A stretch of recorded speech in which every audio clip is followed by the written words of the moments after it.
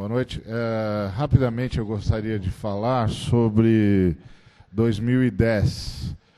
Neste ano, na cidade do Cabo, na África do Sul, haverá uma nova edição do Congresso de Evangelização, sob o auspício, o patrocínio do Comitê de Lausanne. A ideia nesse Congresso de 2010 é o de retomar essa visão que nasce de forma mais contundente em Lausanne, que nós ouvimos aqui o nosso irmão falar sobre ela, que é justamente o Evangelho, a missão integral. E o meu intuito de comunicar isso é de dizer-lhes que a partir de novembro agora nós estaremos, um grupo de irmãos, um comitê, estará,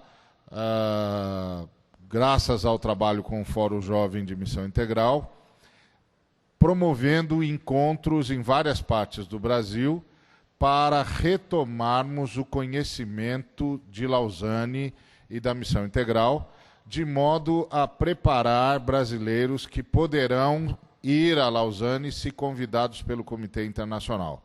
Então, eu gostaria que vocês estivessem atentos a esse comunicado, que virá em hora oportuna, e que desde já estivessem orando para que realmente o Brasil pudesse ser representado na cidade do Cabo e que nós também pudéssemos dar a nossa contribuição para o progresso deste novo pensar que tem sido revolucionário na vida da Igreja de Deus em várias partes do mundo, que é o aprofundamento do conceito de evangelização como uma missão integral, holística, que atua sobre tudo o que o homem age e sobre tudo o que age no homem.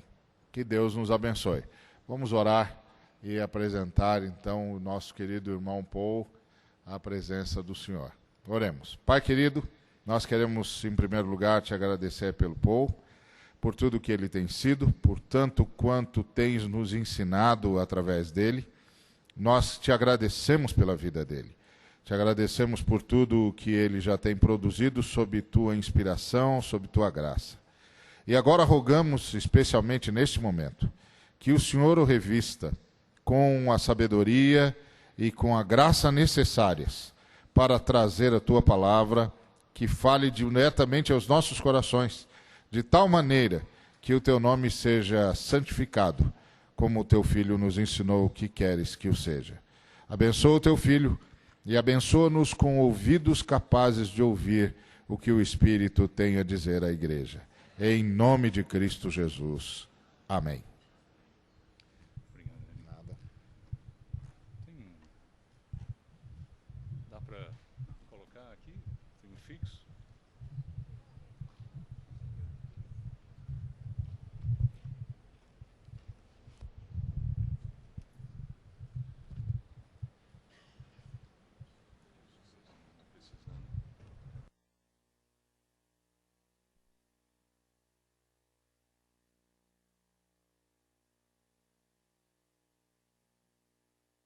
Isso.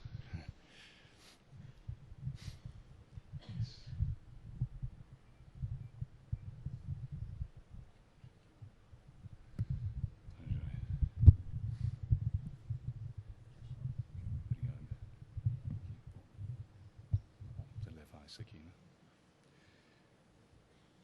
Me deram o título de Desafios Atuais para as Missões Brasileiras. Acho que o meu desafio atual é conseguir dar conta de falar dos desafios atuais para um público tão grande, tão heterogêneo e com muita experiência em tantos campos diferentes. E, obviamente, eu não vou conseguir falar de todos os desafios que se poderia mencionar. Acho que no programa tem o esboço, né, da minha fala. Eu vou seguir mais ou menos isso, suprimindo alguns pontos que eu acho que o tempo não vai permitir. Eu acho que a gente precisa começar falando de missões brasileiras em vários contextos maiores. E, em primeiro lugar, obviamente, no contexto do que acontece com o cristianismo no mundo hoje. No século XX, o cristianismo não cresceu e nem diminuiu, pelo menos em termos de adeptos nominais no mundo. Mas, com certeza, o cristianismo mudou de centro, mudou para o chamado Sul global. E essa mudança aconteceu principalmente na era pós-colonial, depois da descolonização da África e da Ásia. De forma que um historiador das missões diz que, na mesma medida em que o Ocidente se torna pós-cristão, o cristianismo se torna pós-ocidental. E nós acabamos de ver um excelente exemplo disso na fala do nosso irmão da Indonésia. Nós vimos, principalmente na segunda metade do século XX, a cristianização rápida de quase toda a África ao sul do Saara. Nós vimos a constituição de pequenas cristandades entre uma série de minorias étnicas, desde o nordeste da Índia até o extremo leste da Indonésia. Nós vimos o crescimento tremendo do cristianismo evangélico na Coreia do Sul, pelo menos dos anos 60 até 80. Desde então, não cresce mais e até declina um pouco. O que cresce hoje na Coreia do Sul é o catolicismo.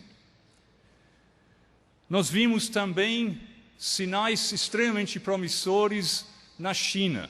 Mesmo as estimativas mais sóbrias são extremamente otimistas quanto ao crescimento da igreja na China. E hoje em dia, o continente mais cristianizado no mundo é a Oceania, as ilhas pequenas do Pacífico. Estima-se os evangélicos hoje em torno de 5 a 6% da população mundial. 5 a 6% muito distribuído, de forma que os países com maior número de evangélicos, mais ou menos na ordem, a gente não tem certeza absoluta, seria Estados Unidos, em primeiro lugar, o Brasil em segundo lugar, a China talvez em terceiro, a Nigéria depois, e aí vem outros países como a Coreia do Sul, a África do Sul e outros. Então o cristianismo, principalmente o cristianismo evangélico, se globalizou. E se globalizou, por assim dizer, de baixo. Uma globalização popular, uma globalização feita principalmente pelos mais pobres. Uma globalização distante do poder político e econômico do nosso mundo. Uma globalização policêntrica, que tem muitos centros e não um centro só. Uma globalização devida principalmente a atores nacionais de cada país, mas também os missionários de fora tiveram um papel fundamental. Geralmente, os missionários foram importantes como catalisadores, e a partir daí, os nacionais pegando a tocha e liderando o processo. Então, muitas vezes, os missionários foram importantes, por assim dizer, apesar de si mesmos. Não exatamente como eles imaginavam ser, eles tinham outros planos, mas Deus acabou fazendo outra coisa através deles. Eles perderam o controle da sua própria mensagem. E essa, afinal, é a lei sociológica das consequências não pretendidas. Deus, por assim dizer, Deus ri dos nossos planos brilhantes. Mas Deus não ri, e isso é muito importante, ele não ri da nossa dedicação e nosso sacrifício. O cristianismo, nessas últimas décadas, mudou de centro de gravidade, mudou mais para o sul global. E essa mudança é apenas a última numa série de mudanças que houve do centro de gravidade do cristianismo ao longo da história. E nesse sentido, a expansão do cristianismo é muito diferente da expansão do islamismo, que se expande numa série de círculos concêntricos a partir de um centro constante, na Arábia. Mas o cristianismo não, ele se expande pulando de lugar para lugar. E isso já aconteceu várias vezes e aconteceu novamente na nossa geração. E eu acho que essa expansão seriada, para usar o termo de um historiador das missões, essa expansão seriada combina muito com o que a gente sabe de Deus na Bíblia. O Deus bíblico é o Deus que não se deixa prender nem pelos seus seguidores. Por isso que os profetas sempre avisaram ao povo de Israel: cuidado, se não se arrependerem, vocês vão perder a terra e o templo. E o povo dizendo: não, isso não pode acontecer. Deus está preso conosco, Ele tem que nos defender, Ele tem que nos preservar a terra e o templo. E não aconteceu. Ou a parábola da vinha, que Jesus contou: vou dar a outros que mostrarem os frutos do reino de Deus. Então, essa expansão seriada do cristianismo tem várias implicações que são muito importantes para as missões. Em primeiro lugar, Deus nunca é posse nossa, nem dos nossos planos. Sempre há avanços e retrocessos. O cristianismo se expande aqui, mas retrocede ali. A precariedade da cristianização.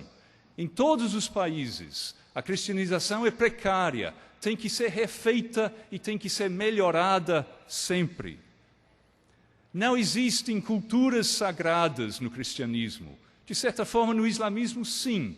Existe uma cultura que é mais próxima de Deus, que é a cultura árabe e a língua árabe.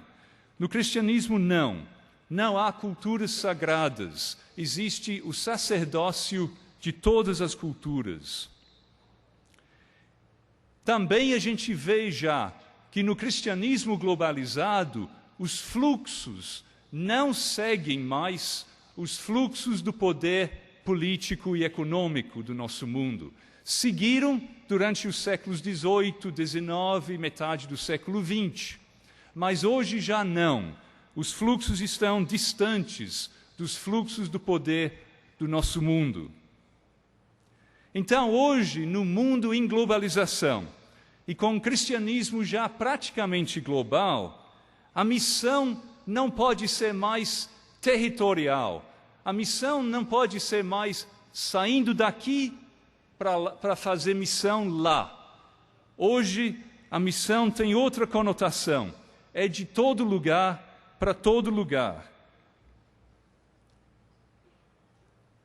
A ideia territorial tem que ceder a um conceito mais sutil de fluxos múltiplos e paralelos, fluxos às vezes indo em sentidos opostos. Os fluxos unilaterais dão lugar a fluxos policêntricos. E nós temos também uma gama de novos países enviadores de missionários protestantes. A Coreia do Sul, principalmente. O Brasil, talvez, em segundo lugar. Filipinas, Índia, Nigéria, Gana. E nós temos também os fluxos mais complicados do cristianismo hoje. Nós temos o exemplo de uma denominação brasileira que abriu uma igreja na Rússia. Nessa igreja brasileira, na Rússia, um paquistanês se converteu e voltou para o Paquistão para implantar aquela igreja lá. Do Brasil para a Rússia, para Paquistão. Outro exemplo, a Nagalândia, pequeno povo, minoria étnica do nordeste da Índia, predominantemente batista. A igreja da Nagalândia acabou de enviar um missionário para o pequeno país de Burundi, no leste da África, de Nagalândia para Burundi. Então nós temos esses fluxos totalmente inesperados hoje, não seguem mais as vias tradicionais. As igrejas africanas que já estão presentes na Europa, por causa dos imigrantes africanos lá, já falam em evangelizar o vale de ossos secos que é a Europa. Falam já na Europa como o continente escuro que precisa ser evangelizado. São outros tempos. Mas são outros tempos que, de certa forma, voltam à igreja primitiva, voltam às origens do cristianismo. Porque no começo do cristianismo foi assim. Não foi Roma que evangelizou Jerusalém, foi Jerusalém que evangelizou Roma. Foi a periferia que evangelizou o centro do império. E hoje a gente vê uma volta a isso. Os ex-colonizados evangelizam os ex-colonizadores. Os mais pobres evangelizam os mais ricos. E esse surgimento de uma força missionária grande do sul global é especialmente importante nesse mundo, nessa conjuntura em que caiu muito o fluxo de missionários da Europa e o fluxo de missionários dos Estados Unidos se manteve em termos numéricos, mas muitas vezes os missionários americanos se encontram geopoliticamente comprometidos neste mundo. Então é muito... veio em boa hora o surgimento dessa força missionária do sul global. A gente sabe que missionários brasileiros, contando não só aqueles que são registrados nos dados da Comiban, mas também outros grupos que não são contemplados, hoje deve ter entre 2.500 e 3.000 missionários brasileiros no exterior, em talvez 100 países, mais ou menos, de todos os continentes. É verdade que talvez 3/4 deles, 75% ou mais deles, ainda vão para países de fala portuguesa ou espanhola, ou seja, é a reserva de mercado, digamos assim, do missionário brasileiro. Mas, crescentemente, missionários brasileiros vão também a culturas muito mais distantes. Mais de 25% talvez vão para a chamada janela 10-40, que é uma porcentagem boa em termos comparativos.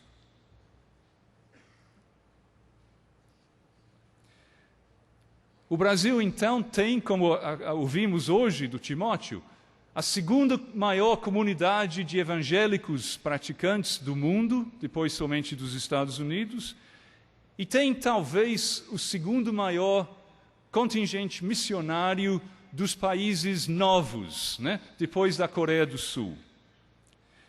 E, obviamente, o missionário brasileiro é muito importante, também por pertencer a um dos países BRICS, né? Brasil, Rússia, Índia e China, essa categoria de 4 países, economias emergentes, que estão transformando o cenário mundial. E, além do mais, o Brasil, obviamente, tem a vantagem de ser um BRIC em ascensão, que é bem visto, geralmente, em termos mundiais. O Brasil ainda não representa uma ameaça geopolítica aos outros povos. Vamos ver se isso vai acontecer no futuro.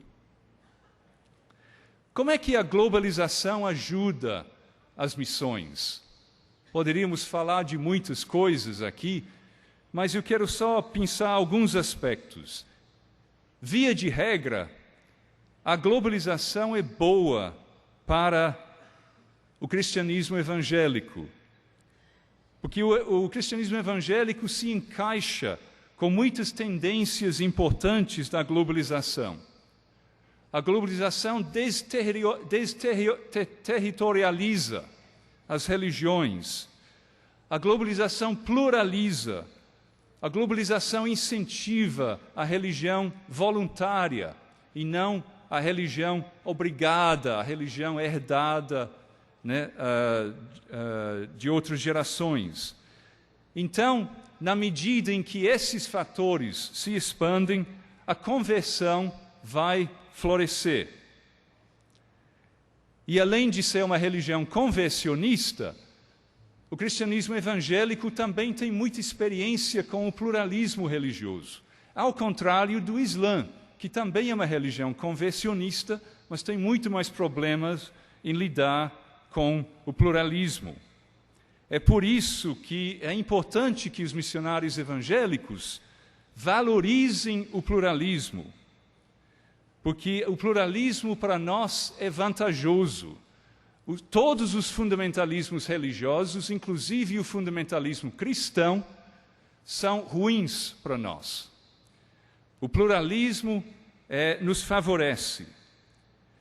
Agora, pode ser que no mundo em globalização, o evangelicalismo se dê bem num primeiro momento, porque é uma vertente religiosa muito bem colocada para se aproveitar dessas tendências.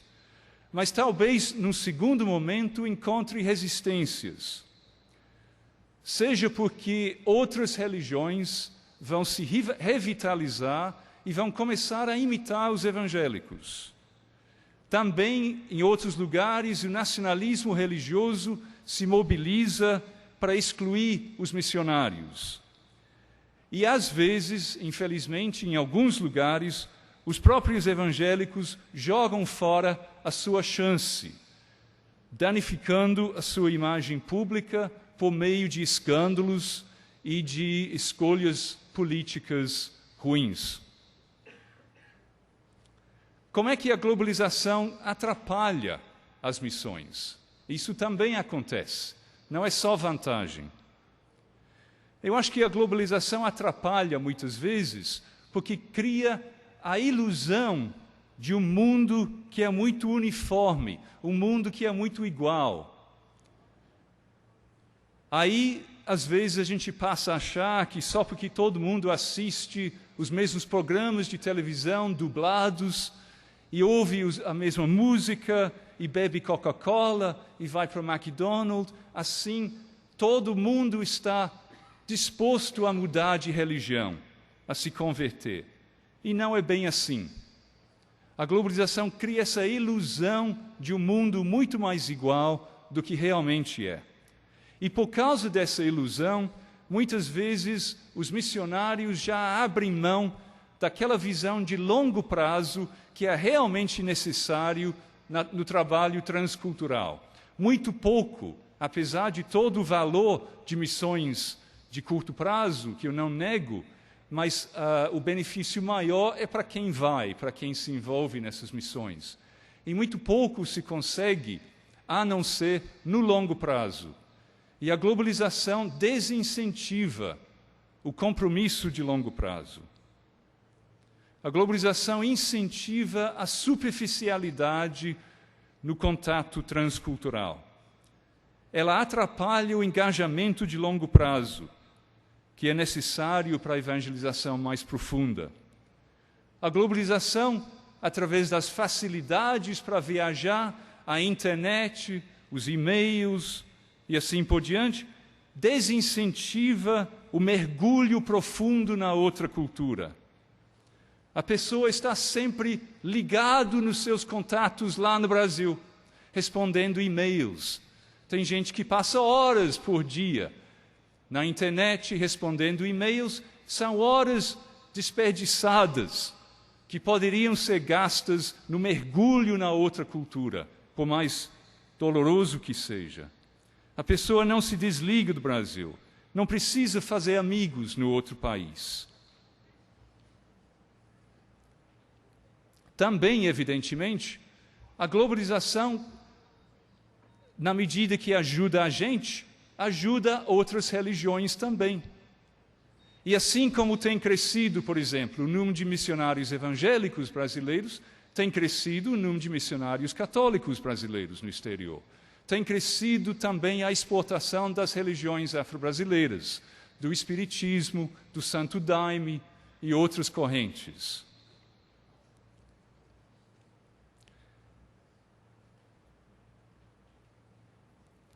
Eu acho que nesse contexto é muito importante que as missões entendam um pouco do debate global sobre o que se chama o proselitismo religioso. Existe um debate cada vez mais acalorado sobre o proselitismo. E é muito importante que o missionário saiba como é que esses debates funcionam no país em que mora. Hoje existe uma maior interação entre as chamadas religiões mundiais. Por exemplo, na África, restaram muito poucos adeptos das religiões africanas tradicionais. Praticamente só sobraram cristãos e muçulmanos. Então, tem cada vez mais interação direta entre as religiões mundiais. E essa interação vai exigir normas consensuais de respeito e civilidade. No mundo plural, é muito importante respeitar as outras religiões e não ridicularizá-las. Nosso papel é ganhar as pessoas, não atacar as suas religiões. E nós não ganhamos nada com isso, apenas criamos problemas para quem vem depois. E é muito importante também, eu acho, ter cuidado com conceitos territoriais nas novas versões de batalha espiritual. Conceitos de demônios territoriais. Tenha muito cuidado em usar esses conceitos em se tratando de outras culturas, de outros países. É muito fácil desfazer o que outros levaram décadas para fazer.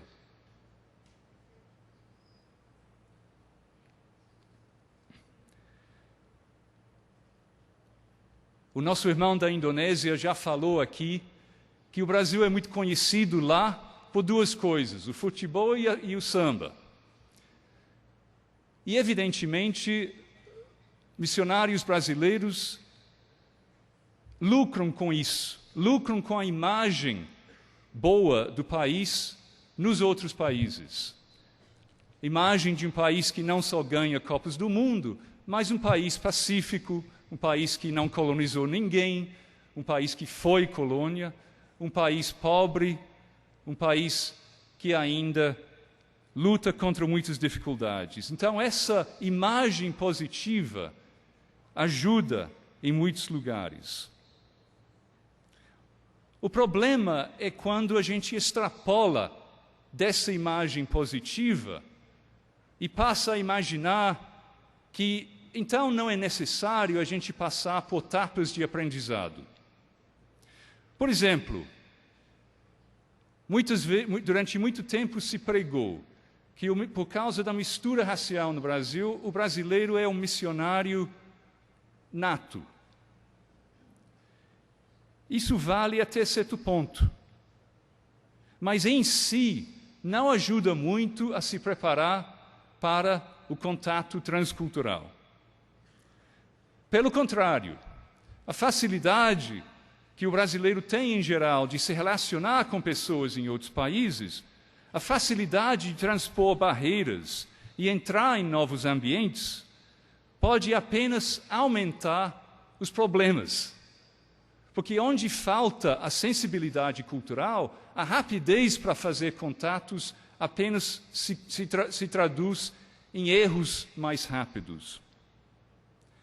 Embora o Brasil seja realmente um país de mistura racial, poucas pessoas aqui têm contato frequente com pessoas de outras línguas e outras culturas.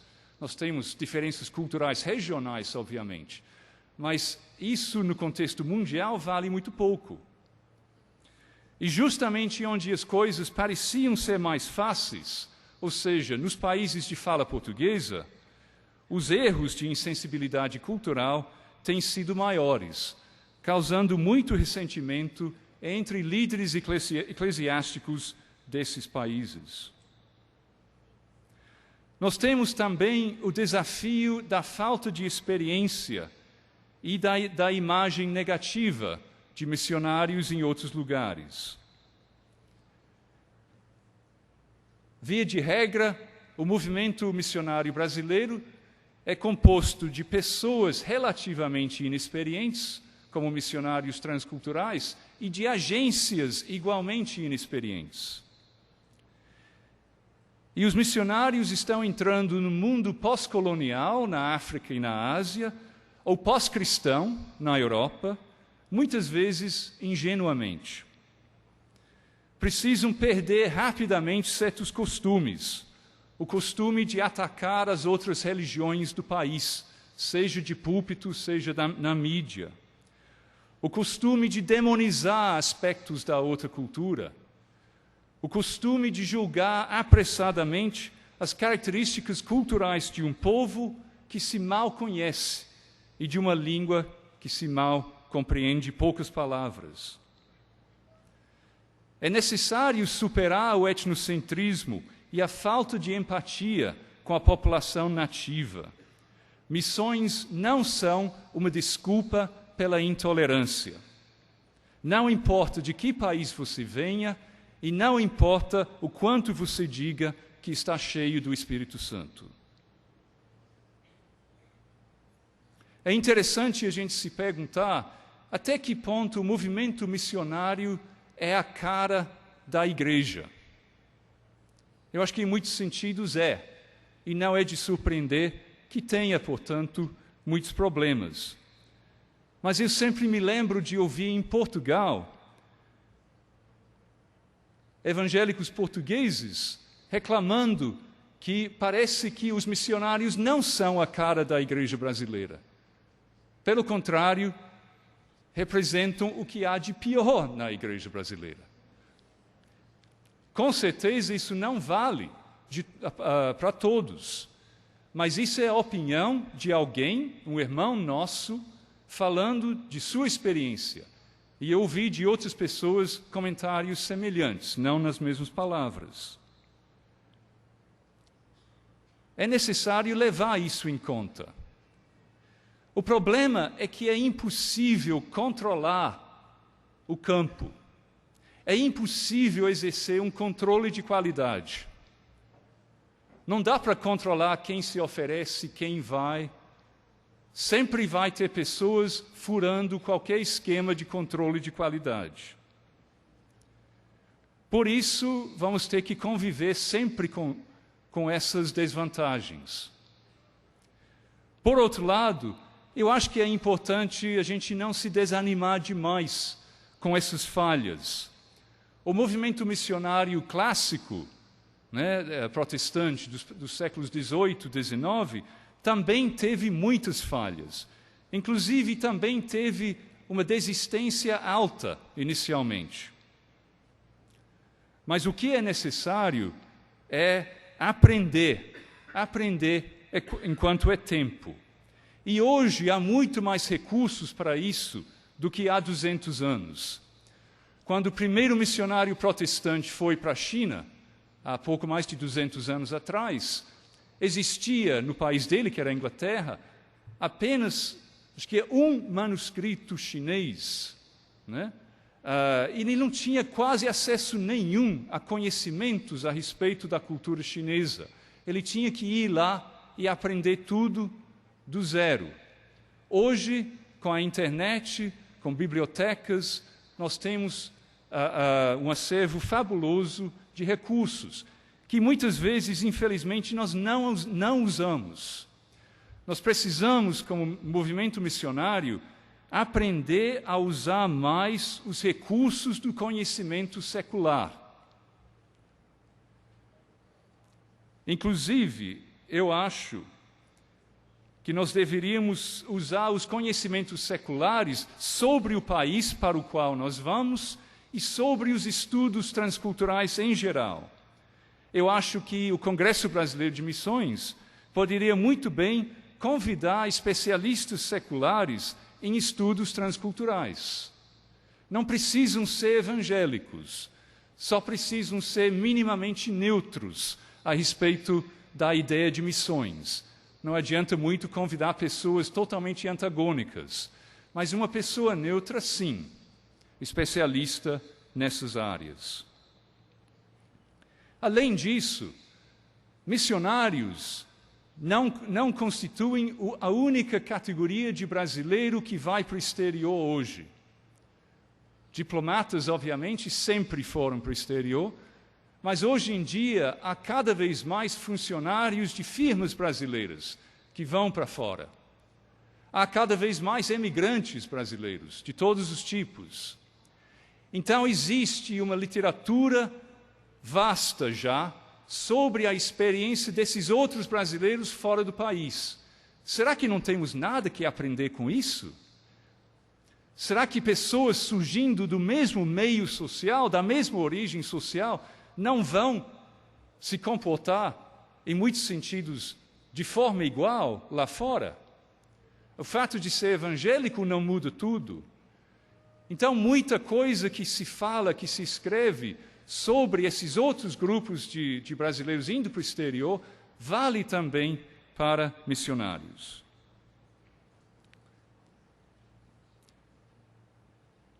Agora, com isso, eu não estou propondo uma elitização do corpo missionário.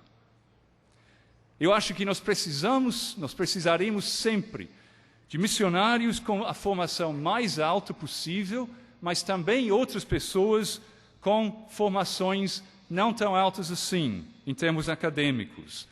Há espaço para todos, e é muito importante que não se perca isso. Elitizar, não, mas ser responsável, aproveitar os talentos e os recursos disponíveis, sim. E isso nos leva ao desafio de nascer de novo na nova cultura. Um autor diz que a experiência missional fundamental é viver em termos estabelecidos por outros.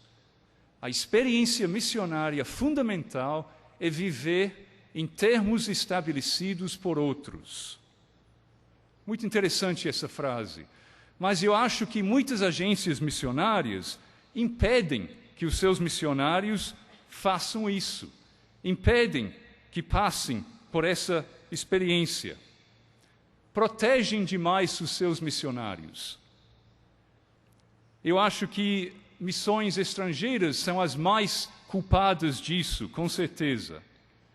E nós teríamos que fazer talvez uma tipologia de missões que seria mais ou menos igual a uma tipologia de mães. De um lado, nós temos missões superprotetoras.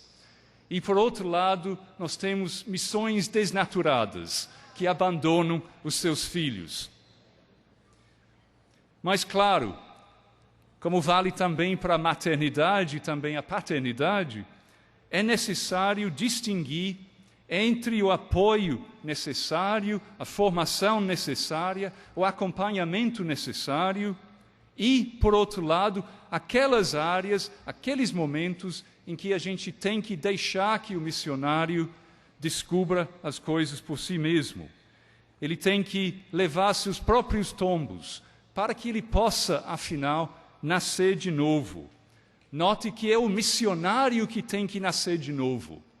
Depois, outras pessoas no outro país podem nascer de novo, mas a primeira pessoa que tem que nascer de novo nas missões é o próprio missionário.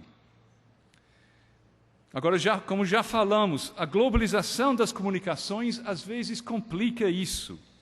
Há muitas pessoas que estão no exterior, de corpo, mas não de espírito. A globalização ajuda a não ter que viver nos termos estabelecidos por outros. Eu sempre me lembro também de uma frase que eu ouvi de um pastor inglês na Inglaterra, que tinha inclusive convidado missionários brasileiros e gostava muito deles. E ele disse assim: Um dos problemas, uma das críticas que eu tenho a eles é que eles gostam muito de andar em bando. Eles gostam muito de andar em bando. Não há nada de errado em si em andar em bando, mas tudo tem sua hora. E andar em bando dificulta ver o país com os olhos dos nativos.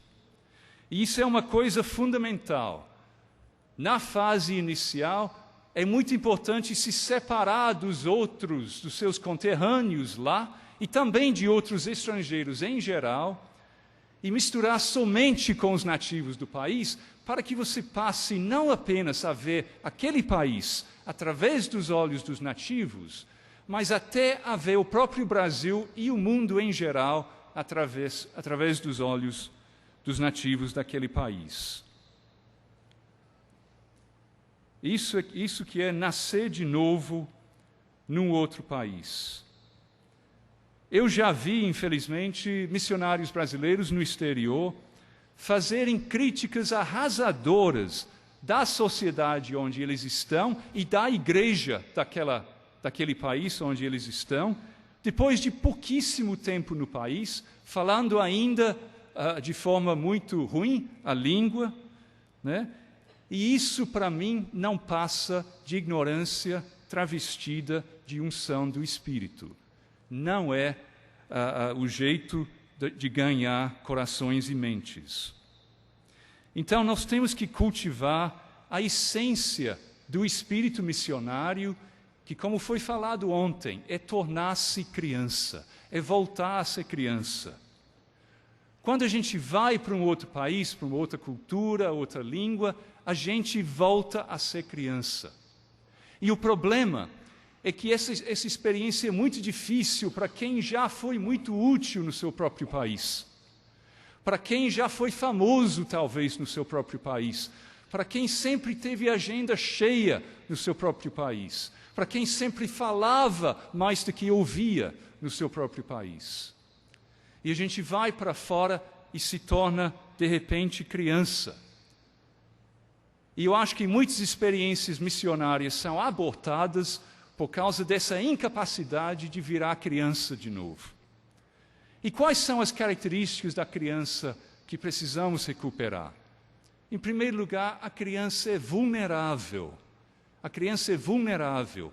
E é necessário aceitar a vulnerabilidade quando a gente vai para um outro país. Não se deve abortar esse processo. É doloroso, mas é necessário aceitar a vulnerabilidade. Em segundo lugar, a criança é dependente. Depende totalmente de outros. E nós temos que aprender a depender dos outros, que é muito difícil para quem sempre foi autossuficiente e sempre foi líder. E aprender a ser dependente não de outros estrangeiros, mas de preferência dependente de pessoas do próprio país. Em terceiro lugar, a criança é inútil. No mundo dos adultos, a criança não vale para nada. E nós também, no outro país, somos inúteis no começo. E a gente tem que aceitar essa inutilidade, deixar que as ondas passem, né, por cima de nós. Tudo bem, daqui a um ano eu vou conseguir ser um pouco útil aqui, mas por enquanto eu não vou me preocupar com isso. Eu aceito a minha inutilidade. E finalmente a criança é dócil. Dá para ensinar coisas novas para a criança. A criança não chega no mundo sabendo todas as respostas. Mas o missionário muitas vezes chega no novo país sabendo todas as respostas. E não dá certo. Nós temos que recuperar a docilidade. Agora, essa experiência de inutilidade, de infância, numa nova cultura, vai ser demais para quem sempre se alimentou, não com as grandes tradições espirituais cristãs, mas com essa dieta comum hoje de autoajuda, revestida de um verniz de evangeliquez. Quem sempre dependeu disso não vai ter os recursos necessários para nascer de novo na outra cultura. também nós precisamos do desafio da humildade, de desaprender o que dá certo no Brasil.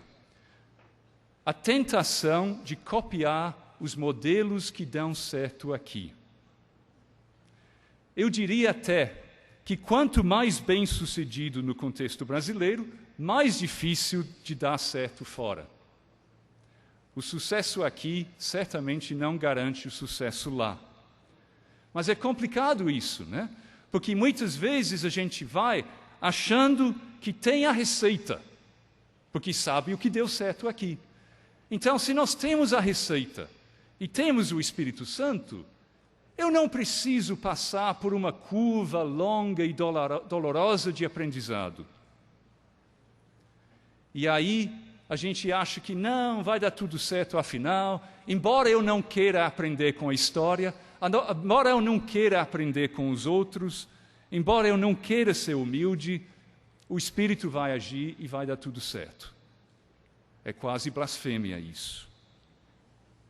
E aí, quando lá fora, a mesma receita que deu certo aqui não dá certo lá, a gente conclui que o problema deve ser que os nativos de lá são muito teimosos. O desafio da Europa, como eu sou de origem europeia, eu quero falar do desafio da Europa. E eu acho que os missionários brasileiros podem ter um papel muito importante numa possível reevangelização da Europa.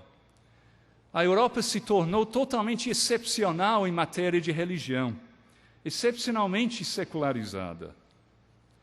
O resto do mundo parece que não vai seguir o modelo europeu. Mas como, então, reevangelizar a Europa? Não vai ser fácil. É interessante que há alguns pastores europeus, principalmente na Inglaterra, que eu conheço, que procuram brasileiros e procuram neles uma qualidade de vida relacional, de vida comunitária, uma expressividade, o entusiasmo, a música, obviamente, o poder espiritual, um otimismo quanto à possibilidade da igreja crescer, que muitas vezes os ingleses perderam, porque faz anos que não veem uma igreja crescer. Mas não é a importação pura e simples do cristianismo latino-americano, brasileiro, que vai recristianizar a Europa. O que é necessário, talvez, é uma fusão de elementos do cristianismo daqui com tradições europeias, para se tornar um produto genuinamente europeu. Se as missões do Sul Global conseguirem superar seu próprio etnocentrismo, o que funciona no Brasil, o que funciona na Coreia, tem que funcionar na Europa? Não. Se conseguirem superar esse etnocentrismo e entrarem em diálogo com a cultura europeia, tornando-se mais sofisticadas teológica e apologeticamente, e experimentando com diversas metodologias, aí sim, eu acho que as missões brasileiras e outras poderão ter um papel fundamental na recristianização da Europa. Mas eu acho que isso vai ser, de certa forma, a segunda milha das missões brasileiras. Vai exigir um pouco mais do que geralmente se exige. E isso me leva ao desafio das atitudes geopolíticas. O desafio das atitudes geopolíticas. Me preocupa, às vezes, em entrevistas que eu já fiz, me preocupa um pouco algumas atitudes enquanto ao Islã. O anti-islamismo que, às vezes, jorra do mundo evangélico. Jorra muito do mundo evangélico nos Estados Unidos e, às vezes, a gente bebe nessa fonte e passa a reproduzir a mesma ideia. Jorra muito lá, porque lá é necessário, para muita gente, ter uma visão de mundo maniqueísta. E como não existe mais comunista, a não ser Hugo Chávez, que eles acham que é comunista, né? Então tem que ter os muçulmanos. Mas nós temos que superar isso. Eu acho, pessoalmente, que uma mentalidade de choque de civilizações é a última coisa que a gente precisa como missionários evangélicos. No campo missionário, é muito importante não ver o mundo através da visão geopolítica da direita cristã americana. Inclusive, é muito importante evitar o sionismo cristão, aquele apoio incondicional a Israel, para que Israel faça o que bem entender com os palestinos, alguns dos quais são cristãos, inclusive, e eles têm sido extremamente maltratados, e isso afeta tremendamente a obra missionária, não só naquela região, mas em todo o mundo muçulmano. Nós temos que superar esse sionismo cristão, que além de uma aberração geopolítica, é uma heresia teológica. A coisa mais importante, na minha opinião, que os evangélicos dos países ricos podem fazer, veja bem, a coisa mais importante que os evangélicos dos países ricos poderiam fazer para avançar a evangelização mundial seria se eles mostrassem uma atitude radicalmente diferente em comparação com seus conterrâneos não evangélicos frente ao seu próprio poder e privilégios. Se as pessoas ao redor do mundo vissem claramente que o cristianismo transformou as atitudes geopolíticas dos cristãos dos países ricos e poderosos, isso seria a maneira mais rápida de ganhar corações e mentes. Abriria portas para o Evangelho 1000 vezes mais do que os planos mais bem bolados de estratégia de evangelização mundial. Nós temos que ter cuidado de não pensar a missão através desse paradigma das noções geopolíticas da direita evangélica e também de não pensar as missões através da chamada missiologia gerencial, de não pensar as missões nas categorias do mercado, com a pressão ideológica de tratar o sucesso numérico como padrão de práticas mais corretas. Não que o crescimento numérico seja ruim, claro que não é, mas quando vira um ídolo, destrói tudo no seu caminho. Como disse um destacado economista, defensor, inclusive, do livre mercado, ele falou: os valores do mercado tendem a destruir todos os outros tipos de valor. E quando a gente introduz essa mentalidade nas missões, nós não estamos fazendo isso impunemente. E meu último ponto, o desafio de repensar a teologia à luz da experiência missionária. Veja bem, missão transcultural é um momento em que a gente é obrigado a repensar a nossa própria teologia, repensar a nossa própria compreensão do Evangelho. É um momento teológico tenso. Por isso que as missões não podem andar desconectadas do pensamento teológico. É fundamental que haja essa conexão. E por que as missões nos obrigam a repensar teologicamente? Porque nas missões nós encontramos novos contextos, novas perguntas, respostas potencialmente perturbadoras. Então, nós não podemos fazer missões transculturais impunemente do ponto de vista teológico. É sempre um risco. O risco de repensar toda a nossa teologia, todo o nosso ensino teológico, todas as nossas práticas eclesiásticas. O movimento missionário geralmente acaba tendo um efeito grande em casa, lá no país de origem. Muitas vezes, a igreja no país de origem acaba sendo revitalizada, reformada por missionários retornados.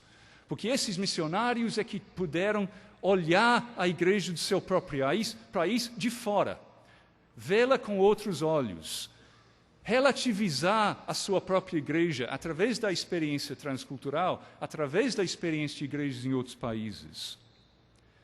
Então, a missão transcultural exige repensar a indigenização do Evangelho que fizemos no nosso próprio contexto. E a mesma indigenização que fizemos aqui não vai funcionar necessariamente lá fora. No fim, talvez os missionários brasileiros sofram o mesmo destino dos missionários norte-americanos e europeus. Ou seja, eles serão muito importantes, mas em boa parte serão muito importantes apesar de si mesmos e não exatamente da forma como eles planejaram. A ironia das consequências não pretendidas zomba dos planos mais bem bolados, tanto dos missionários do norte do mundo como do sul do mundo. Mas, e como eu já falei, isso é fundamental. Deus não vai zombar do nosso esforço, de nossa dedicação e de nosso cultivo das virtudes que sempre tornam a fé cristã atraente. Muito obrigado.